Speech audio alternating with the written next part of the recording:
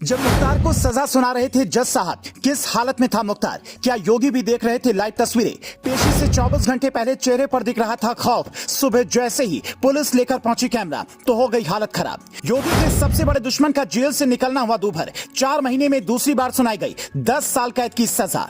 जिस मुख्तार ने कभी योगी पर हमले करवाए, आज वो जेल से बाहर आने को बेताब है। लेकिन 59 साल के मुख्तार की जिंदगी अब और नरक हो चुकी है। गाजीपुर की एमपी एमएलए कोर्ट ने गैंगस्टर एक्ट में उसे 10 साल की कैद और 5 लाख के जुर्माने की सजा सुनाई। लेकिन उससे भी ज्यादा जानने लायक बात यह है कि मुख्तार उस दौरान किस हालत में था। ऐसी खबर है कि बांदा जेल में बंद मुख्तार के पास जब पुलिस वाले सुबह सुबह कैमरा लेकर पहुंचे, वीडियो कॉन्फ्रेंसिंग से सुनवाई के लिए उससे लाइव जोड़ने वाले थे, तभी वो घबराया हुआ था। ऐसा लग रहा था कि पता नहीं क्या फैसला आएगा। जो माफिया एक झटके में इंसान की जान ले लेता था, वो जस्टिस दुर्गेश के सामने हाथ जोड़े खड़ा था। उसकी सुरक्षा में तैनात जवान जिनकी वर्दी में कैमरे लगे थे, उनकी अलग रिकॉर्डिंग लखनऊ पहुंच रही थी। सीएम योगी उस तस्वीर को लाइव देख रहे थे या नहीं, इसकी कोई तस्वीर तो सामने नहीं आई है, पर यह कहा जा रहा है कि अपने सबसे बड़े दुश्मन को ऐसी सजा मिलना न सिर्फ योगी के लिए सुकून की बात है, बल्कि प्रदेश की उस जनता के लिए भी काफी सुकून भरा है, जिसे मुख्तार ने अपने गुर्गों की मदद से लूटा था। आपको याद होगा, व्हील चेयर पर बैठकर पंजाब से यूपी आए मुख्तार का रसूख पहले यूपी में क्या था। आप शायद ये जानकर हैरान हो जाएं कि मुख्तार को जिस केस में सजा हुई है, उससे वो पहले बरी हो चुका था। कृष्णानंद राय और नंद किशोर को मुख्तार की गुर्गों ने मारा, ये कई लोग कहते थे। लेकिन जब मामला अदालत पहुंचा तो लंबी सुनवाई के बाद मुख्तार और उसके भाई अफजाल को बरी कर दिया गया। तब कहा गया कि मुख्तार के खिलाफ गवाही देने की कोई हिम्मत नहीं कर पाता था।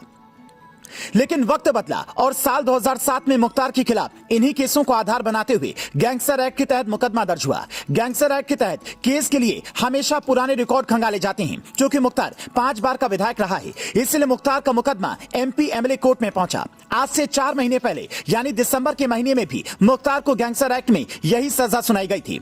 इस एक्ट की ये अधिकतम सजा है, जिससे आप समझ सकते हैं कि माफिया मुख्तार का गुनाह कितना बड़ा रहा है। आज मुख्तार जेल में है, उसकी पत्नी को पुलिस ढूंढ रही है।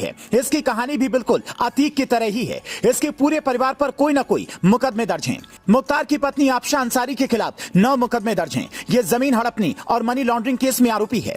अपने छोटे बेटे उमर अंसारी के साथ ये लंबे समय से फरार है, जबकि मुख्तार का बेटा अब्बास अंसारी और बहू निखत अंसारी जेल में बंद हैं। बहू निखत पर अब्बास को जेल से भगाने की साजिश रचने का आरोप है, जबकि बेटे अब्बास के खिलाफ 7 मुकदमे दर्ज हैं। अगर आप मुख्तार के खिलाफ दर्ज केस की संख्या देखें तो ये मामले काफी कम लगेंगे। माफिया मुख्तार के खिलाफ 61 मुकदमे दर्ज हैं, जिनमें से चौथे केस में उसे सजा हुई है। मतलब जिस हिसाब से सजा की रफ्तार है, उससे लगता है मुख्तार अगर एक और जन्म ले ले तब भी उसके पापों की सजा पूरी नहीं हो पाएगी। जिस 29 अप्रैल को पेशी के वक्त जान का डर मुख्तार को सता रहा था, आज वो गुजर गया। लेकिन मुख्तार के दिल में अब भी शायद वही डर होगा कि पता नहीं कब क्या हो जाए।